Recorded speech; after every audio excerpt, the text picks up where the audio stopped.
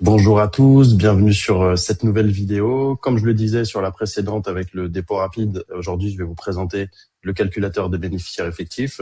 C'est une demande qu'on a notamment auprès de nos clients et surtout auprès de nos juristes en interne. C'est un peu leur quotidien d'avoir à recalculer les pourcentages de détention, les droits de vote suite à des augmentations de capital, suite à des cessions de parts, etc., suite à des transferts de sièges hors ressort. Et pour ça, nos juristes, ils nous ont dit, en fait, il n'y a pas d'outil marché qui permet de faire des groupes complexes, l'usufruit, de la nue propriété, des chaînes de participation croisées. Donc, on les a écoutés et on a co-construit ensemble un outil permettant d'aller très très loin justement sur la configuration d'une analyse vraiment poussée des bénéficiaires effectifs. Pour ça, il y a des exemples ici. Donc nous, ce qu'on va vous demander, c'est de configurer et donc d'ajouter vos entités, personnes physiques et morales, de définir les liens de détention entre chacune, et puis derrière de sélectionner la société cible que vous voulez attaquer, c'est-à-dire sur laquelle vous voulez mettre à jour les bénéficiaires effectifs.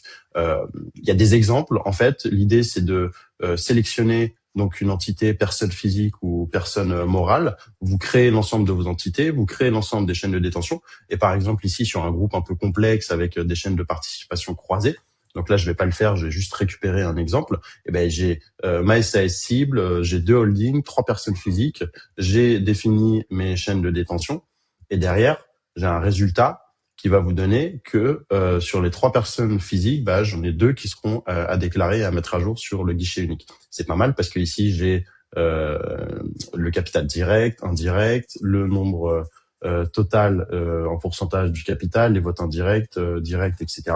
Évidemment, là je vous ai pas montré, mais vous pouvez aussi faire des chaînes de détention usufruit ou nue propriété. Il y a pas de problème.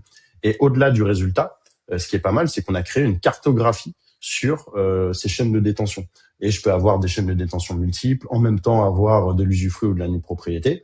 Et du coup, si ici, je décale un petit peu ma cartographie et que je clique sur, par exemple, Marie Martin, je vais avoir tout le détail, très détaillé, du coup, du capital total, du pourcentage, de vote total pour la personne physique.